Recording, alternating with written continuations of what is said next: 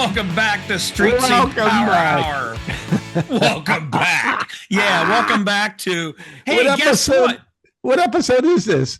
I don't know, like 88 or something. It's Guess something. what? It's just us three today. So we're going to talk about Yay! anything and Everybody's everything. back down. We're gonna talk about whatever the hell we want to talk about. That's right. So It's that's what, whatever the hell we want to talk about day, huh? yeah, whatever the hell we want to talk about today. So welcome back. We're gonna have some fun here. We're gonna joke around and talk about a few things, but I'm gonna start off. I know what Rick's coming up to talk about, so I'm starting off with John. John, why don't you talk about something? And what are you even up to? No, let's start off with you, Greg.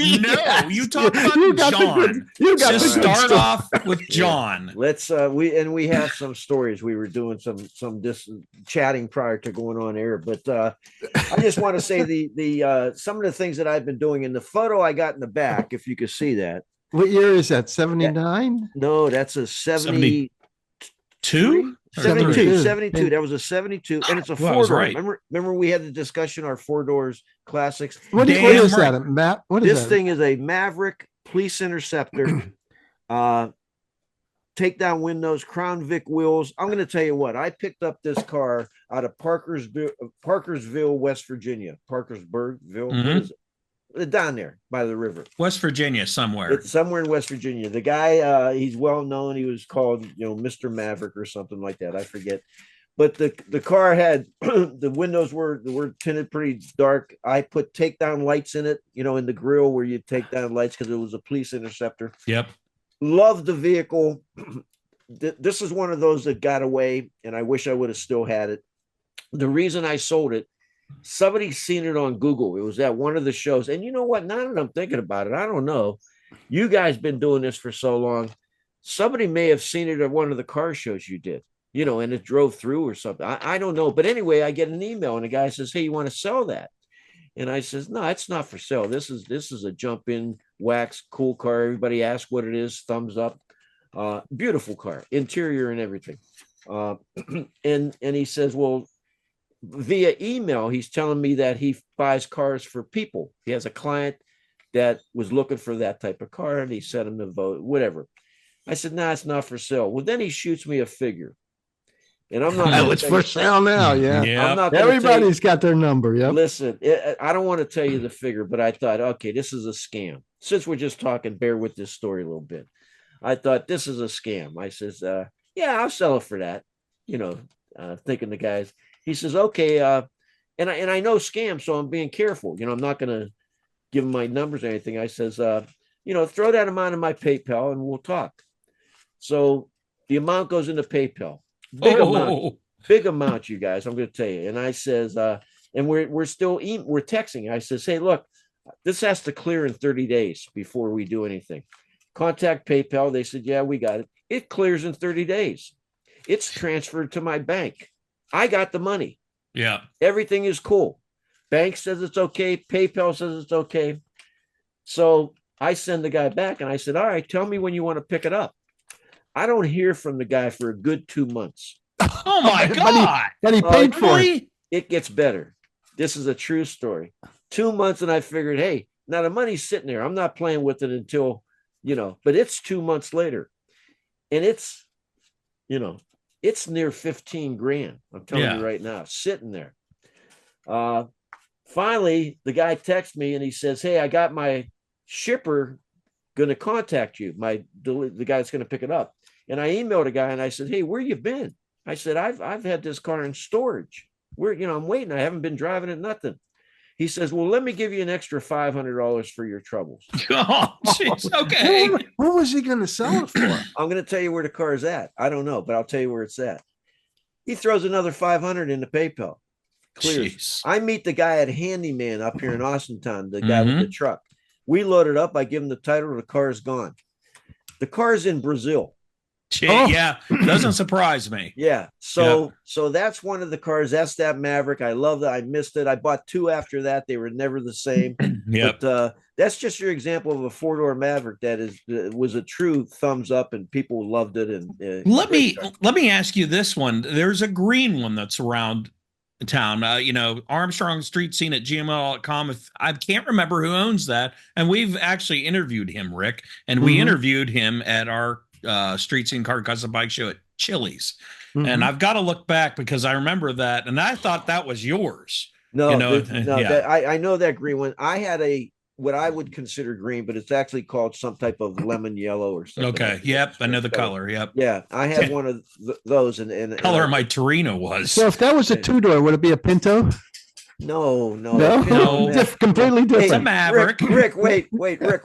We're doing a podcast. You got to pretend you know cars. I know, but I'm not familiar. I'm not familiar with the Maverick at all. I knew it was a Maverick, but did they make a two-door?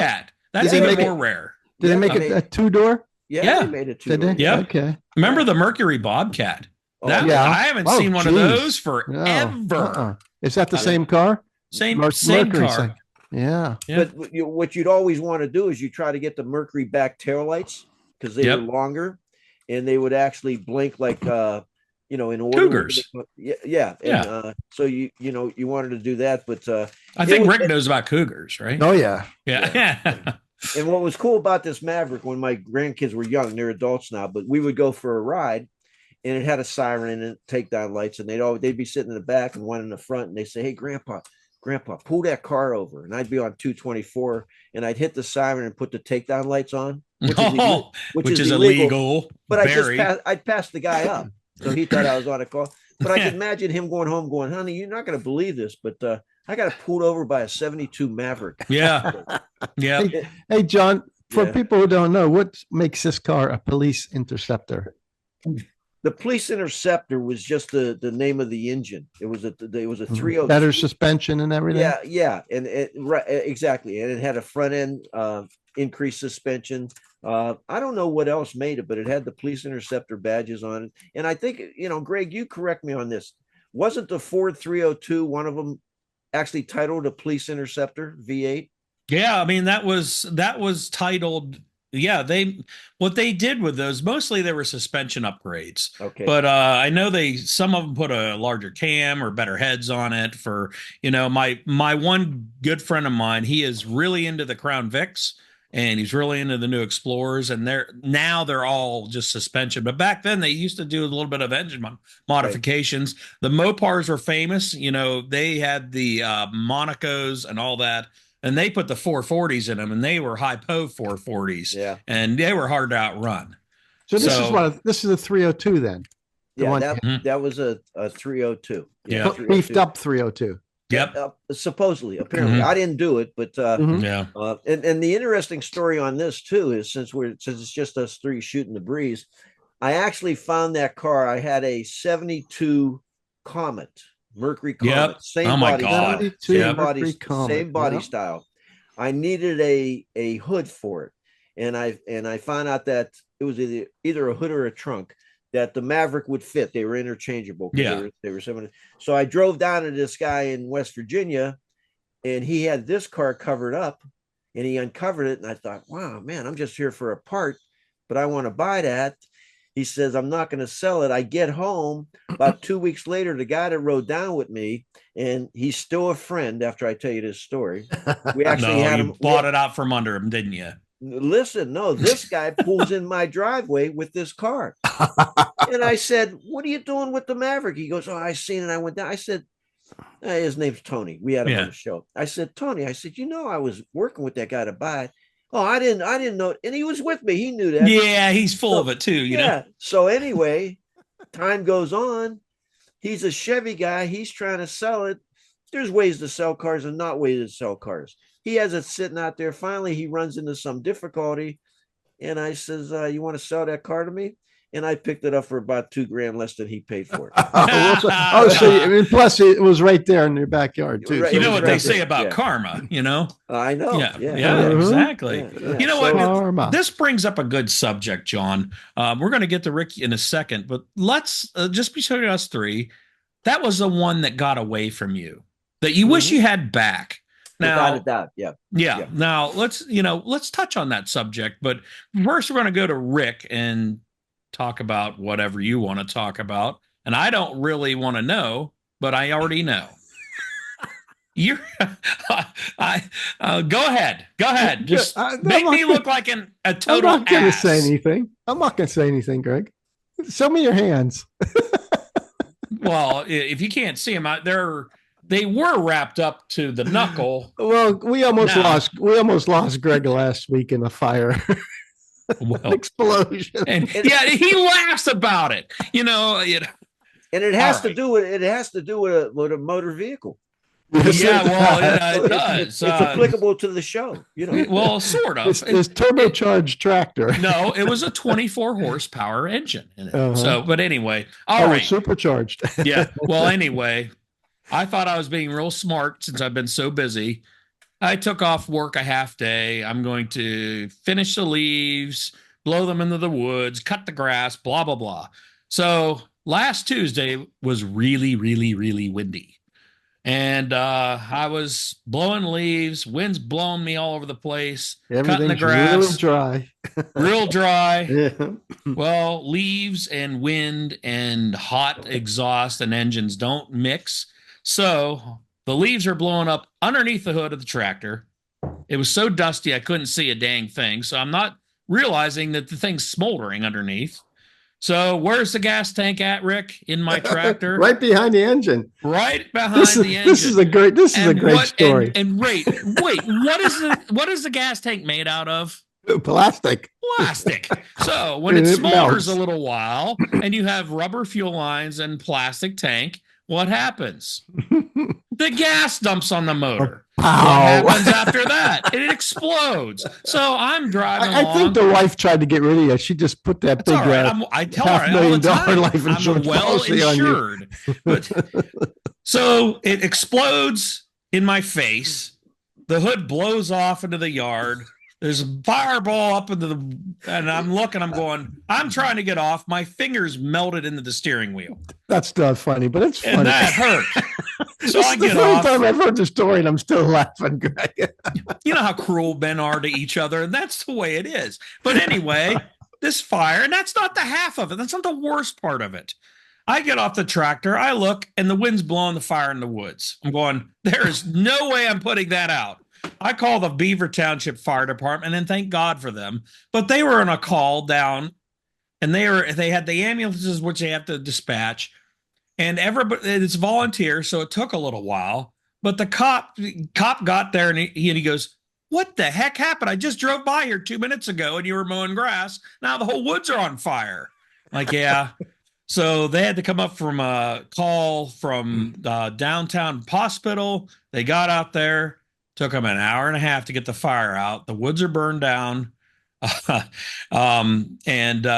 was burned so much that there's 3 hollow trees that were burning up in the trees and out through the top and throwing sparks everywhere. So it burned about half my woods down on the side of my house, almost burned the neighbor's house down. And of all things, I go, I'm working, I'm down in corporate next week. The next day, actually, after the fire happened, my wife texts me, goes, "You won't believe this, but that tree is burning again in the front yard." I'm like, "You've got to be kidding me." After all the rain. Yep, sure enough, she doused it. It was fine. But I'm like, yeah, so I'm out of tractor. Maybe I'll throw a couple pictures in of the tractor. But yeah, I'm out of tractor. But let me tell you, let me give you a piece of advice after: do not mow the grass and mow the dry leaves when it's windy, because you will get an tractor explosion. Greg, the most important question and all that, did you get the leaves done? No, I hell with it. No, they burned, John. He didn't have to. I got one strip of grass cut, and my tractor's still sitting in the front yard, burned to the ground. I'm like, I looked at my neighbor and I said, I usually cut her grass. I said, guess what? Your leaves and grass aren't getting done this year. I'm not doing it. Forget it. So I've got PTSD from that. I'm not doing it. And plus I don't have a tractor now. So. And your fingers melted into what? The steering wheel? The steering wheel is plastic, but when the fire got it, it melted into a liquid and I'm trying to grab on the steering wheel to get off, and the thing's melting in my fingers. So that was my week last week. And I hope to everybody listening and watching out here that you make you feel better about your life, because I had a crappy week last week. So that's my luck, And then my wife broke her ankle the week before. So it's like, this can't get much worse. I'm not going to say that, but and before, just so the audience understands, so we were supposed to do a show that last week, and with no explanation other than I just received it today. I get a text that says, "Hey, let's cancel the show. I was in an explosion and I can't talk." I had no voice. You can hear me. I still have a hoarse voice from the smoke inhalation. Yeah. Well, and plus that's PVC smoke. That's plastic smoke. No, it's terrible. That's just between the woods, smoke. the woods, the leaves, and the tractor, the fuel, all that, I couldn't. I had trouble breathing for days. And I went to the doctor and they said, well, you've got smoke inhalations, didn't damage your lungs, but you're going to be hoarse for a while. And I didn't have a voice for a few days. So and plus it was election week last week, and Greg had a sign in his front yard about what? Vote for the fire department. Oh, here's the best part. I forgot to thank you, Rick. Oh, here, if you're, in Ohio, you have levees. Well, the Beaver Township Fire had a levee, and I had a sign in the front yard. What'd they do? Took a picture of the fire and my tractor burning behind it and put it on their Facebook page. Thank you. I like that. I was like, just don't get my house in that. Yeah, I like that. Well, thank God that was the extent of your injuries, and you did lose a tractor, but I don't get to talk about anything fun. I talk about my stupid luck. That's so. Yeah. All right. Yeah. That's a good one, Greg. Do you have anything worthwhile talking about, Rick? Oh, not really. I can't match the burning tractor, blowing up tractor. I think your wife did it, really. That's all right. I expect that. She's been trying for years and hasn't succeeded. So when you talk about close calls, and Rick, you almost set your classic on fire, right? Well, you won't let me let's forget. talk about that. You won't let me forget that. Yeah. I mean, you bought what was it, a starter? Let's hook the alternator up backwards. What was it? I can't remember that. Well, let me tell you. Hold on. Let me tell you the story. Thanks a lot. Well, no, you got me. Rick, I'm going to put a brand new alternator on my Firebird. What does he do? He hooks the wires up backwards, burns his wiring harness completely gone, burns out his car up, almost burnt the garage down. Yeah, I know. So, we're even now. I'm in this smoke. Smoke, man. It's thick as hell. I couldn't even see. It was like this orange smoke. I go, what the hell's going on? Look, we're on it. I told you guys a story. I'm redoing a 65 Beetle. I'm grinding back in the back rear panels where the shock towers. Wheels, and I'm grinding, and I'm in my small workshop in the back, and you take a break and you sit back, and I see this little haze above the ground. And I'm thinking, well, that's just from grinding. That's just that's the dust from grinding. And I work a little bit longer, and all of a sudden the haze is like, now it's like 6 inches thick. And I said, that's not normal. I said, that doesn't look like just grinding. I get up, it's smoke.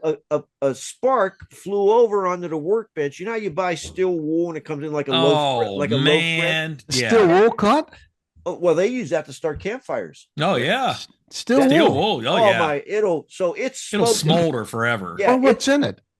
It's so fine. It's all metals are combustible at a certain size. Yeah, a dust. Okay, so it's so fine. The entire loaf of bread steel wool, that's what it looked like, is glowing. This reminded me of what you said, Greg. And it's glowing. And I said, man, this garage is, so what do? I opened the garage door because it was wintertime. So what do I do with that glowing steel wool plastic bag?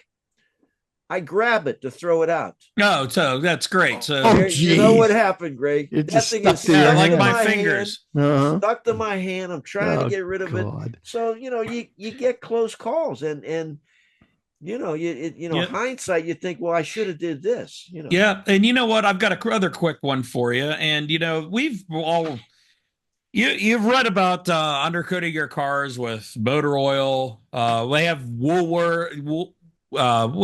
wax, and they have fluid film, which I use now. I just had mine done with fluid film. Yeah, because I usually do my own, but again, which is better than oil. Mm-hmm. Somebody told me use linseed oil. Okay, great. Okay, I did that. Before you get into your story, and we got time. What I'm not even aware of the what oil did, not the fluid you use. What was it called? Fluid film. Film. What is it? Basically, what it is, it's a wax. It's a heavy. I just bought a gallon of it last week. You can get in the gallon size. It's wax, and it's like a liquid, and you put it in a spray gun and you spray underneath your cars. And it sticks really good It to the under sticks. everywhere. So, yeah. and it's fluid film or wool wax. You Either brush it or one you have to Wool spray it. Spray it. Spray it. You have to Yep. spray it. You get all the nooks Yeah. and crannies. It really does work. You know, it Mhm. really works because we know used to oil the frames. You used to put the the old used motor oil, and it's messy. This Yeah. stuff's not. It's The great. guy who did my car used to use that chainsaw oil. It was, I guess Yeah. it was thicker. Yeah, and it stuck but it's better. flammable. Yeah. This is not flammable. I never. You'll it get a doesn't- smell. and it doesn't drip all over the place. No, it's great. But you anyway, don't, you don't do it inside the engine compartment. Just on No, those Well, just you underneath. could, but I No, don't know. you just do it Usually underneath that of the- doesn't rust, though. Yeah. no. All right, back to Underneath your back to your story, Greg. Well, I used for 2 years. I used linseed oil. It's supposed to be boiled. Make sure it was boiled so it wasn't as flammable.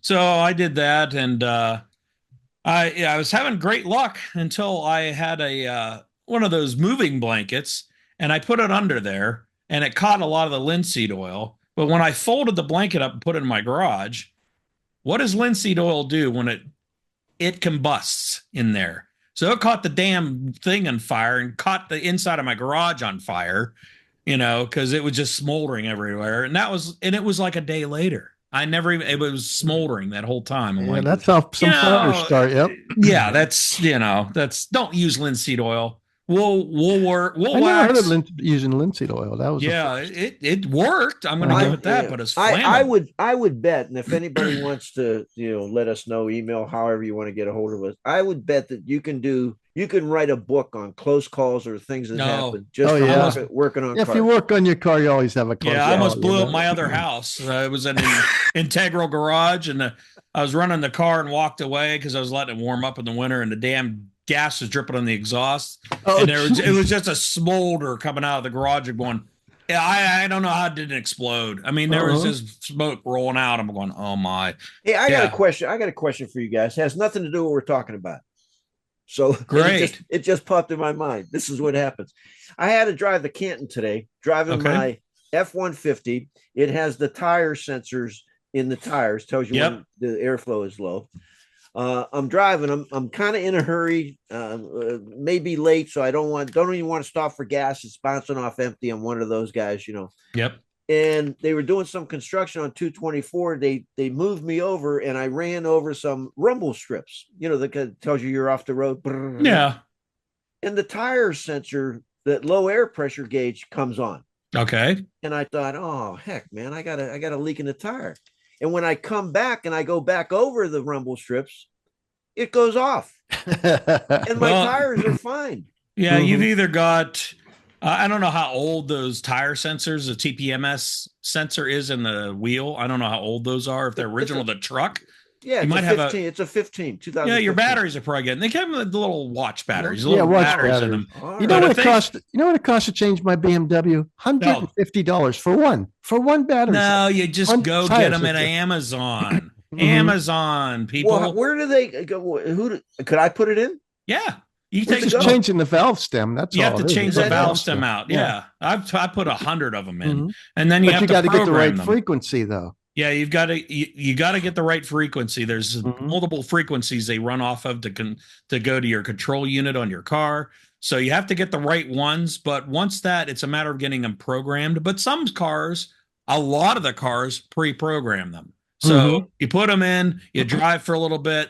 It gets all the information, and the light will go off. Unless it's like my Aspen that's never worked right, and they've replaced 2 control units and 3 sets of TPMS, and I gave up. I was like, they're just not going to work. My old Lexus, the one I sold Ron, our friend Ron, John, and which he just wrecked it the past couple of weeks. Oh, jeez. I'm not going to say his last name. He totaled it. Oh, geez. Well, anyway, that one there, it sensors. It has 5 sensors in it. Okay. So I had all the tires changed and everything one day, and all of a sudden the sensors come back on. I go, what's going on? They checked everything. They said, everything's good. And then they said, we got to check the spare tire. Yep. The spare tire has a sensor too. I said, what if I eliminate it? Nope. You got to keep it in there. Or, yeah, it'll go off. But, Ron, if Ron wants a nice car, I have an Acura. No, he bought a Cadillac. Damn. You bought a Cadillac SUV. Anybody wants a 2005 Acura TL? I've got one for sale. I gave him hell. That was a nice Lexus I sold him. It was really nice. I'm looking at it. He actually totaled it out. Yeah, it was an older one, but it was not. He got more money for it than what I sold it to him for. No, well, he made out on that a little bit. Got some use out of it. Yes, he did. Well, hey, I got a text from our mini bike guy, Keith. Keith, yes. And, he got his dream car bike, didn't he? Yeah. He was talking about getting what is it, a Honda Hodaka. Go back on the podcast if you want to watch Keith. He's a knowledgeable guy on these mini bikes. Mini bike. Oh yeah. I can't remember. And he was saying he was looking for a Honda. Oh, something. I'm trying to think. He just texted me not long ago. Yeah. And he just got. Wasn't it a Hodaka? Yes, a Honda. Yeah, one of 22 produced, the fastest mini 1971 Speedway Silver Shadow. So he did get it. So that's a pretty rare bike. So that's a good thing. Yeah, and I found one of those in Mansfield, and I was talking to the guy. So I emailed Keith, which is cool about having guests on the show because now you get a list of experts out there. Yeah. And I emailed him and I said, "Hey, I'm looking at this mini bike," and immediately he goes, "Is it the one in Mansfield?" And he knows them all then. Huh? Oh, and I said, yeah. And then he ran me down with it. But with that said, because now I'm getting into I don't know why, but the mini, I'm getting into the mopeds. Okay? They're cool. They're just cool. They're just, so I picked up one past, and it was I sent you guys this way past, what's Greenville, PA? What's the university up there? Teal. It was way past there in the boonies, Yep. And, Jamestown. You're up in Jamestown. Yeah, it was up there. Boroughs and townships. Your GPS is totally useless when you get up. It is up there. It's telling me make a right, and I'm going into some guy's driveway. I mean, it made no sense. But anyway, it's a French-made moped. It's called a Velo Solex. VELO. Solex. Solex is for carburetors too. They make a lot of carburetors, but the engine mounts on the front wheel. Oh, okay. Yeah, and it's one of those. Yeah, it's just Sears came out with called the Bike Bug years ago. Yeah, with an engine you mounted on the front. Yep, but I remember those. How it started. Yeah. So I got this Solex home. I brought it home. I'm tearing it apart a little bit, going to try to rebuild it. The engines are simple to rebuild, but they're still a rebuild engine. There's not much to it. You got a magneto, which is like a stator or a coil. Yeah, and it's simple. But anyway, I'm getting into these, and what's cool about them is they're motorized. We like anything with a motor. I could fit a dozen in my back garage. Yeah. So, well, see that you and Keith would be really good friends now because that's what he did. He had a nice Duster. I remember that, and he sold that. He's into the bikes now. But you know what? We talked about the one that got away. Yeah. Now, John, you talked about your Maverick, which you have pictured here if you want to watch the YouTube broadcast. See there right there. Okay. Rick. There's got to be one. I'm thinking I know what it is, but I could be wrong. Rick, what do you think it is?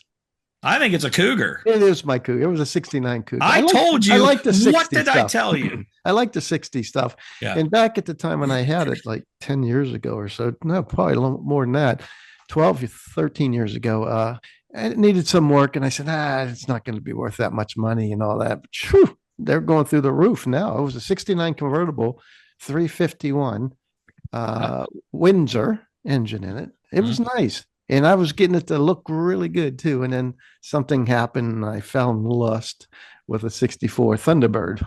And I told you should have kept them both. Yeah, I know. I know. I only sold that thing for like 15,000. I bet you. And now it's worth over double that. Yeah, probably double that, especially the convertible. Well, those have taken off lately now because the Mustangs have peaked out.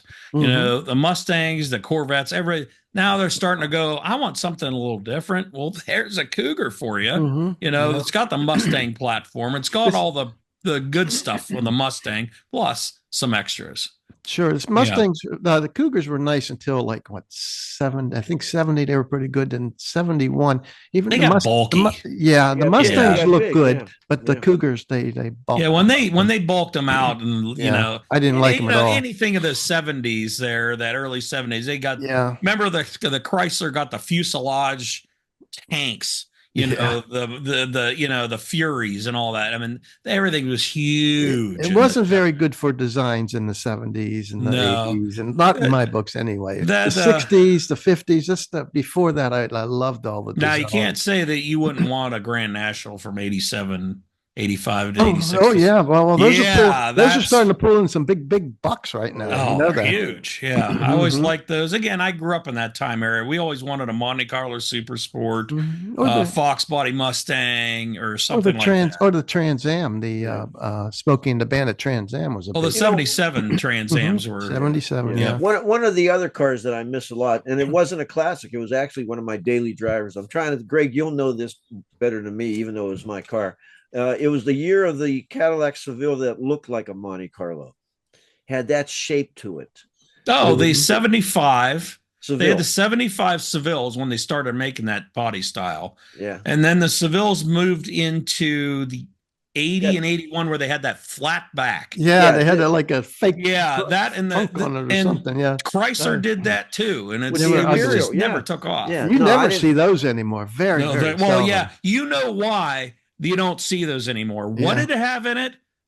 The 864. That was very good. HT, that didn't last very long. Which was the worst engine anybody could. I have yet to see one that is still in one of those, because even back then, even when they had those in and they couldn't get them to work, they were actually replacing them for free of charge with a regular gas engine. Wow. Yeah, I think that with that, and the 350 diesels were those diesels were. I was just going to bring that up. Those were pretty bad. I mean, they were replacing those with gas engine because the diesels.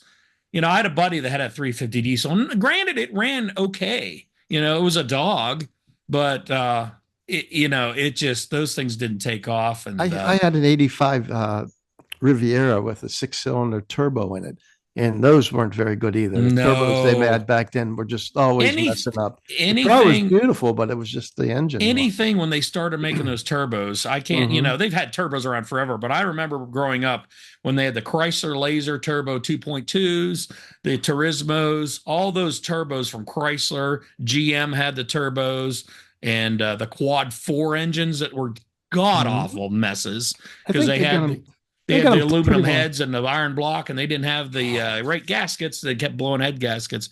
But those turbos they just built up so much heat. They didn't have a good intercooler on them, and they burn up. And I never saw one that worked. Well, they got pretty modern ones are pretty good. They got you can't. You got a good intercooler on those, and I got twin turbos on my BMW. Yeah, my wife's Infiniti has that twin turbos, and you want to buy that BMW? I'm selling. No, I do not, because I'll probably burn it to the ground or something. Yeah. We don't want to do that. So, I'm listening to you guys talk. We're talking about the cars we had, and I know I haven't bought a different car in some time now. And a couple of my buddies were asking me, they said, "Hey, what do you got now? What do you got?" And I said, "No, it's been like 3 weeks for him not to buy a car." It's been 4 days, but still. So, and you know what? I found myself, I'm listening to the conversation here.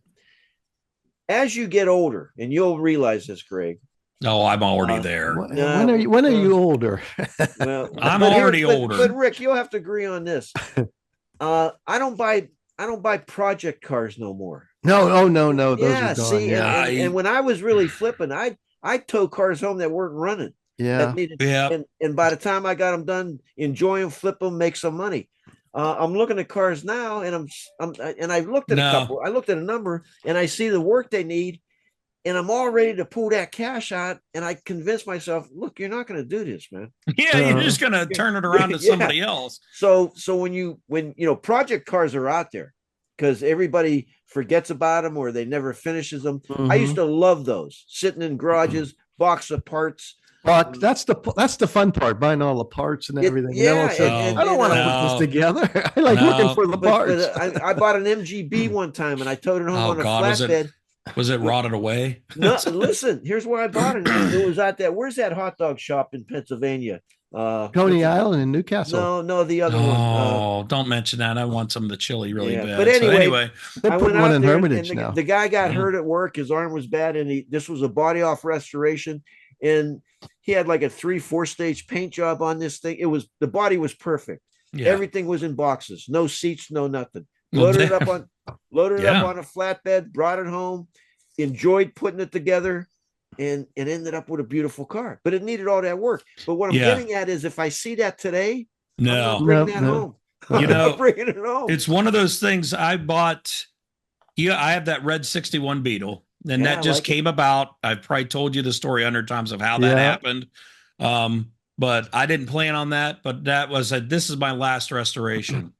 Well, after my hip surgery, I was really down in the dumps. I'm like, man, so I went and bought that Torino. But man, I'm going to tell you, it's taken me 10 times as long to do what I used to do now. And I mean, I worked on it for the first time in 6 months Saturday, and I just ripped all the paint off the one side, but I'm like, I was dead after that. I'm like, I don't know how much I can do this anymore. I'm telling you, so I guaranteed my last one. Yeah. Once I get it done. So that's why we're going full circle. The only restorations I'll buy is mopeds. Yeah. That's a simple one. Yeah. But you still think, the motorcycle world, the money that goes into the Harleys, the old Indians. I love Indian bikes. Yeah. Oh, they're beautiful. Bikes. They're beautiful. You're putting 30 grand into these bikes. Oh, at least. And they're all compact. They're right there. I'm going to be honest with you. I've restored a bicycle or two, but I've never restored a motorcycle. But a lot of work goes into that, but a lot of money goes into that. Things are really out of price. And no wonder these restoration shops are faltering now.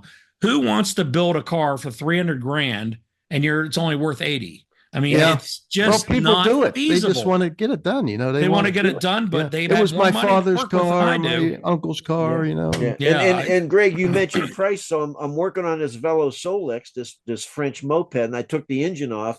And I got to take everything apart. So I said, well, let me run the handyman and get some PB Blaster, a couple cans of PB Blaster. I got 2 cans of carburetor cleaner. Here's what I got. 2 cans of PB Blaster, carburetor cleaner, something else, $49. Yeah, I was going to say. And I thought, whoa, $49. Well, you know what? Again, I do a lot of paint work.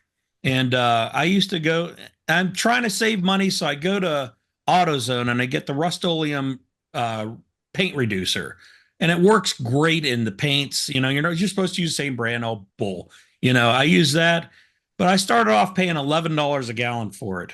It's $34 a gallon now. And I used to clean my guns with it, but I'm like, and I was like, well, I'll get acetone. It's $33 a gallon. Yeah. Like, this is ridiculous. You can't afford to do this stuff anymore. And I dread I'm going to have to buy paint for my Torino. Oh, paint is crazy right now. I just it's dread. Super crazy. Yeah, I dread buying that. Yeah, it's just, and even if you're doing it yourself, it's just the cost of the product. It's the cost. It's the product, and you'll have $1,000 in paint alone. But even buying body filler, I've got to go buy some body filler to work on the Torino, and I dread to do that too. It's going to be. How's that coming along? It's good. I finally I haven't done much. It's running. I just took it down the road. It runs great, but I need to do body work on it. And there's not much. I've done all the metal work. It's done, but I'm stripping the paint down to bare metal. There was 4 layers of paint on this car. That's why we have winners. Yeah. So I got the one side stripped down, and there's only 2 dents and a little speck of rust, a hole in it. What's that interior look like? Fortunately, the guy the previous owner put a headliner in it, brand new door panels. It's ripped up. It's got black leather bucket seats out of a Lexus, and I love them. I think they're great. So center console? No, it doesn't have a center console in it. Okay. And I'm gonna put one in, but it's gonna be still column shifted. But the console is gonna have all custom gauges in it, and it's going to wrap around you. So Pretty I'm cool. going to do a custom Pretty cool. interior, but still working on that. That's What the color? winter project. What color are you going to do? Black. Black? Oh, Black. God. You Black, better have it black. straight, buddy. You better have it straight. It will be. Was it just black or black? Darkest black I can find. Because there's a lot of different blacks out there. I want the darkest black I can find. I'm going to black out the grill, the bumpers, everything. It's going to be sinister. Oh, that's cool. That's good. Yeah, that's going to be nice, man. And then once that's done, I've got a 302 in it. Runs great. Somebody put a cam in it because it's got 12-inch wide tires in the back. I'm going to make it like a 70s throwback. It's got the big wides, skinny fronts on it. But then when I'm going to run the 302, I'm going to rebuild the 429 I bought for it. So I'm going to do that. That's going to be a badass car, Greg. It's fun. It's my last one I'm doing. I know it. I just want to drive them and enjoy them while I have them. So well, if I can give you a tip, and don't take this wrong, but when you go back in the garage, 3 or 4 fire extinguishers, just have them ready. You're talking to me too. Huh? Yeah, you never know. Make sure they work. Make them. They're fully charged. I've already had to get mine filled a couple times because I've used them, and that's the problem.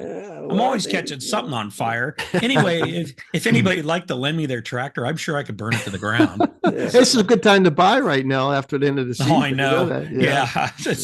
But one more that we're thinking that got away, and you mentioned motorcycles and all that. And one time I was real big into motorcycles. I had, and if anybody remembers this, I had a Honda Silverwing.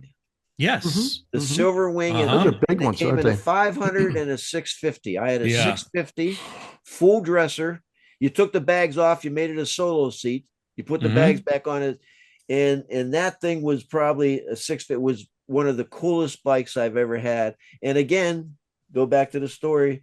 I'm out washing my car or something. It's sitting out there. A guy stops. Hey, what kind of bike is that? I tell him, never seen one. Is it for sale? No. How about if I give you this for it? And I thought, shit, there you go. It's gone. It's gone. It was gone. But the ones that got away. The one, it's sad because I really don't have one that really got away from me because you keep everything. Me, I keep them all. John flips them. I keep everything. I figure, I'll regret getting rid of it. But you know what? Rick will remember. I had that 87 Camaro, and I had a 94. What was that red one? It was a red one. Yeah. I remember WKBN. We used to work there. Yep. V6, 5-speed, nothing. I had a 94 Z24. I love that car. And you know what? I probably should have fixed it. And I regret getting rid of that because it had the 3.1 multi-port V6. It had a 5-speed, and it was just all around fun to drive because on those older models of GM V6s, when they had multi-port, they had roller lifters in them. So all the torque was right down on the bottom. So if you wanted to smoke tires, you could smoke them forever as long as you didn't shift to second. So you had all the torque. I could just smoke tires and the front end's going everywhere. And then, but you get up to 4,000 RPM, it's dead. There was nothing left. It didn't have anywhere to breathe. So, but I kind of missed that car. And the funny thing is, it was years down the road. I'd sold that. I traded it in my Honda in 2000. I traded it on my Honda Accord. And it was probably 2013. I was going to Boardman, and lo and behold, guess what was sitting in the parking lot? I was with my son, that Z24. Wow. Because there was a little ding on the trunk lid. And I'm like, I looked for the ding as I saw it. I'm like, that's it. That's my old car, and it was cool. But I'm sure it's long gone now. But it's in one of your local junkyards. Yes, man. You pull it. I just matter of fact, I was smashing cars today. I went to one of my clients, which is out in Canton, which is a scrapyard, and they got a shredder and they pick up these big cars. Oh, jeez, yeah. I'm going to say, you want to have fun? Yeah, I was up in that control. It's a blast. Oh, you were doing that? Oh, yeah. That's cool. There was nobody in the car, was there? I hope not. Okay, that's what the mafia used to do. Yeah, but when you bring it in here and you're in this big control tower, I mean, it's bad. And when you're smashing the cars, because they smash everything, I mean, you're shaking. Yeah. You could feel that smashing that. So I did that. Did they rip the tires off and everything before? No, the tires stay on. They got They to just drain all turn it the into a fluid. big shredder. Some of these places rip the tires off. They'll rip the engine out of it, and then they'll crush it and shred it. This one went up, but you know, I was thinking as we're talking here, a buddy of mine were talking. I think it was a guy that Ray and I were talking. You know, Ray. He visits you guys once in a while. I went to Vegas with you, Rick. Mineral Ridge Ray. That's what I call him. Anyway, we were talking and we were playing cards, talking different. And there's some car terminology that isn't used anymore. We ought to do an entire show on car terminology. And I was thinking, I told somebody, I mentioned, yeah, I used to smoke the tire. You reminded me, Greg, I smoked the tires, but I'd have to do a rollback to smoke them. People don't know what a rollback is. And the guy goes, well, what's a rollback? And I said, well, you know, you got to roll it back. So you actually spin them. Great for the transmission. And then you throw it in drive but people don't rollbacks, fishtails. Neutral drops. Who's done a neutral drop? Going up, backs the motor out, drop that thing in gear and see if the tires are. We used to do that in the 80s with the old Dodge Omnis and that, because when I grew up, anything over 300 horsepower is still like amazing to me, because we grew up with these Cavaliers and Dodge Omnis, Plymouth Horizons and Ford Escorts and things that had 80 horsepower. And it's like, you could get out of your own way with these cars. And even the V8s, the V8s we had were 150, 60, 70 horsepower. They were nothing. That's when the muscle cars were like, wow, look at that Chevelle. Geez, and that Camaro I had was a Z24, I think it was. It was a Z28. Z28, yeah. It had like 305, 150 horsepower. What the biggest dog in the world. Yeah. You hear that quadrijet moan. Yeah. And then you're not going anywhere. You guys love this. I had I think it was a 59 or 60. And again, I had so many. Was it a 50? Either one, Greg, you correct me on this. Had a 348 tri-power. Oh, you got rid of that? Oh. Well, y'all, believe me. Yeah, that I totaled that one out on Raccoon Road. That's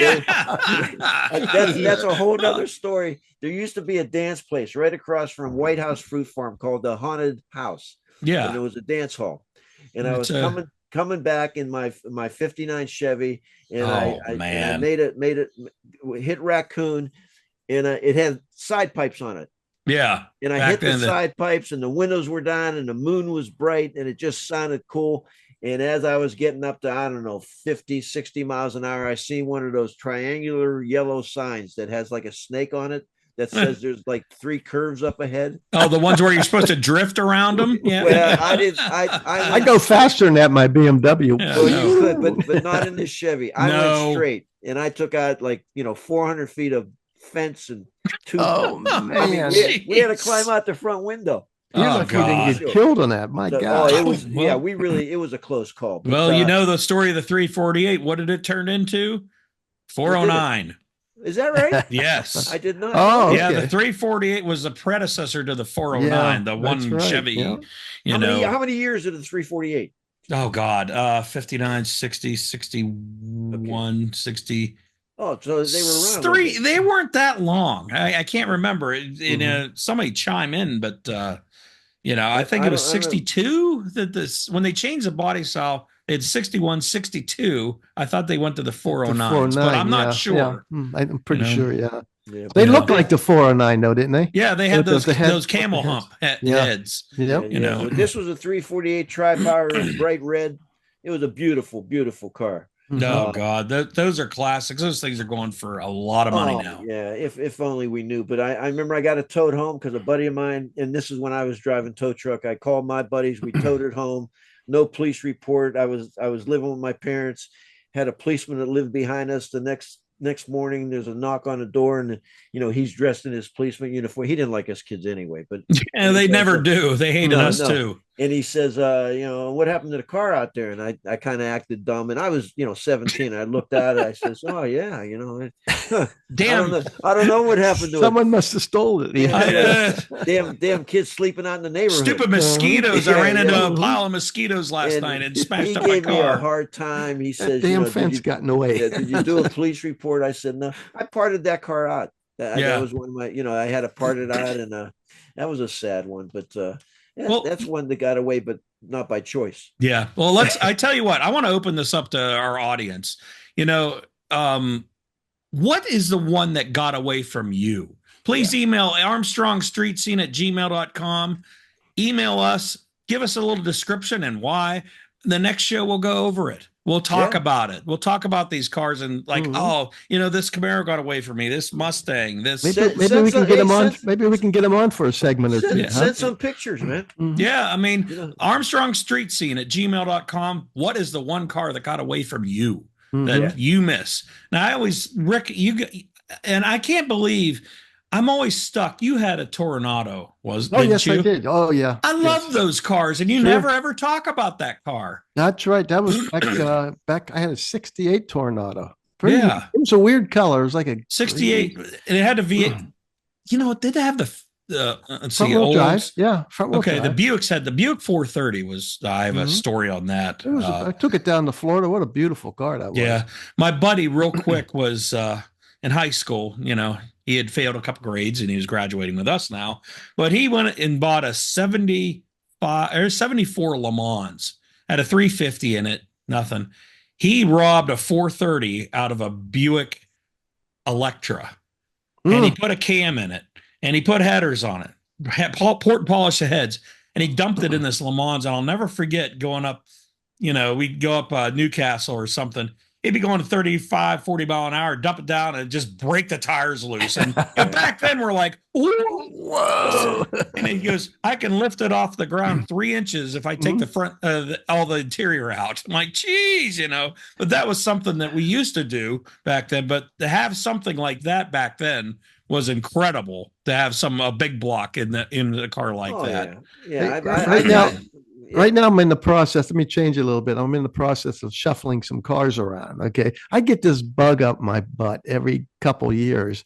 And I bought that BMW, that Z4 BMW that I'm trying to sell. It only has 25,000 miles on it. It's an '09, beautiful car. I said, okay, I'm tired of it. Let me get something else.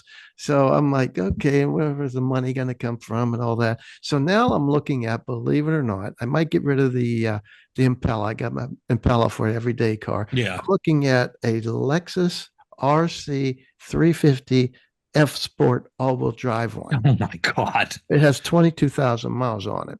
And it's a pretty neat car. It's been a toy for somebody for 5 years, for two people for 5 years. So you're going to daily drive that? I don't know for sure yet. Oh, but that's why I got the all-wheel drive. Yeah. Hey, Rick, what's the value of that BMW you got? Just for the ballpark. I have it listed for about 24 right now. Because of the low mileage, it has 25,000 miles on it. That's all original. And everything's good Carfax on it and everything. And it's just a nice car. People go, boy, that's a lot of money for it. Well, you go look, I can get one. You can buy one of those. It's an '09. You can buy one of those with 60, 70, 80,000 miles on it for like 17 or something like that. Well, of course, a low miles is going to ask for more money. Sure. And then you're going to have less problems with it too. That's the whole thing. And it's like, it's not used. It's knowing a BMW, you're just postponing the problems that are inevitable, because I have two BMWs and it's got low mileage until they hit about 50, 60. Then you're dumping money into them. Yeah. Let me ask you guys, like on a lot of the other foreign cars I bought, does this apply to BMWs 60, 70,000, that timing chain or timing belt has timing belt? Well, you know what? The BMWs, no. Well, if you got the 3-liter, 2.5, 6-cylinders, the inline sixes, they have a chain, so that's you're what good. They basically are. All of them. Yeah, they're 6-cylinder. Well, those are rock solid. The engines themselves are just indestructible. I got the 335i.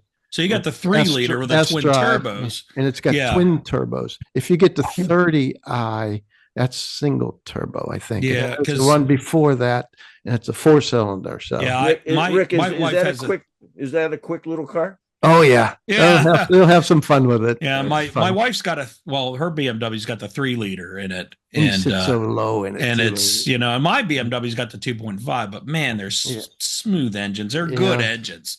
Give me, it's electronics on them. I put 6,000 miles on it in 3 years, so that's not too bad. No, I bought it low mileage. That's why I like to buy low mileage cars.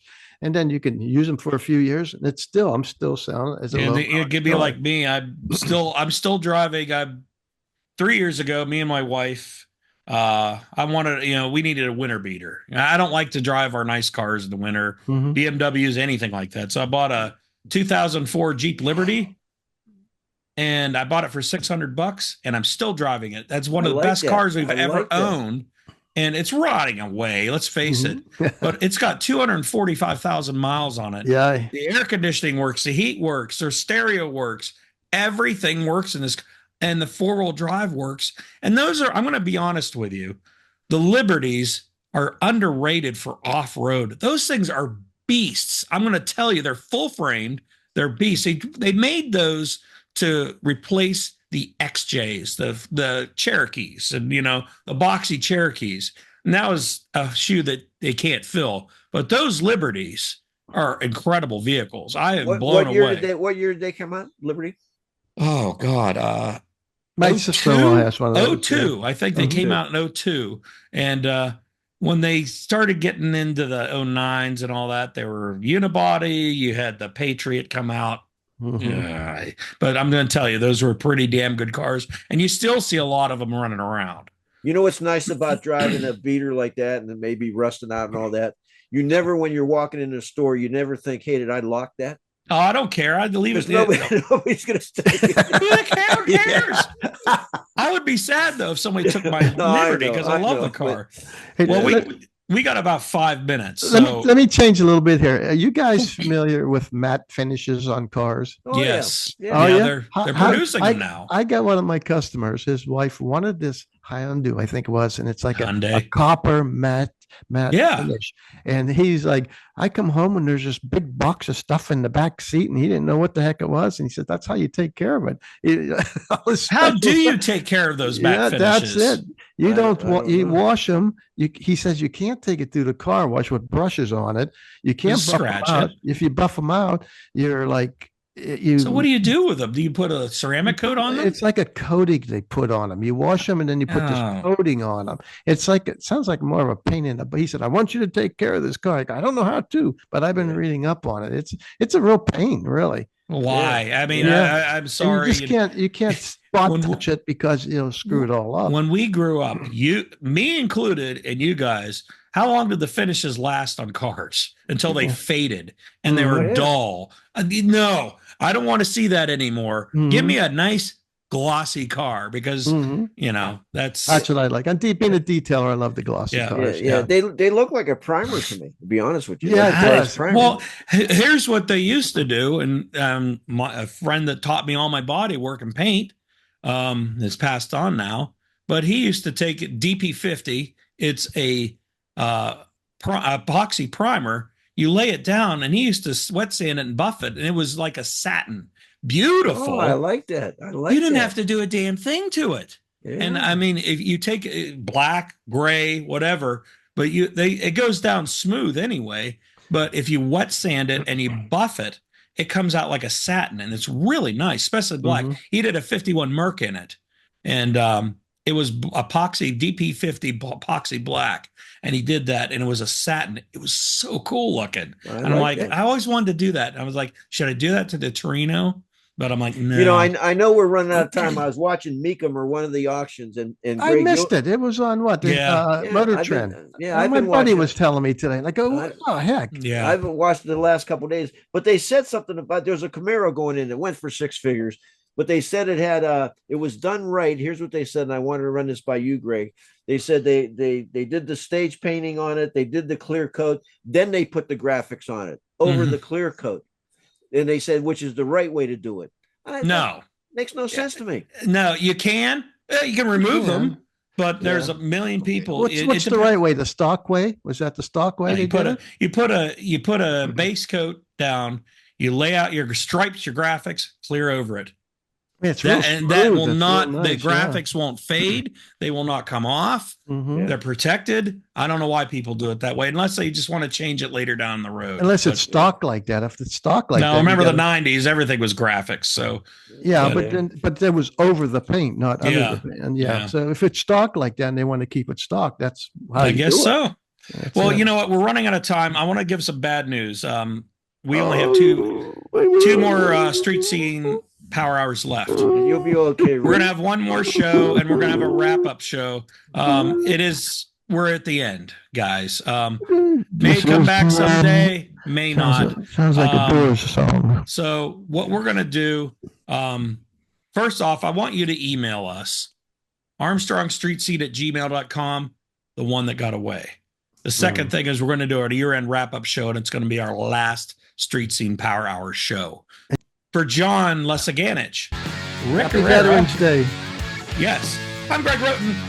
Happy Veterans Day. Thank you to our veterans, and see you down the road.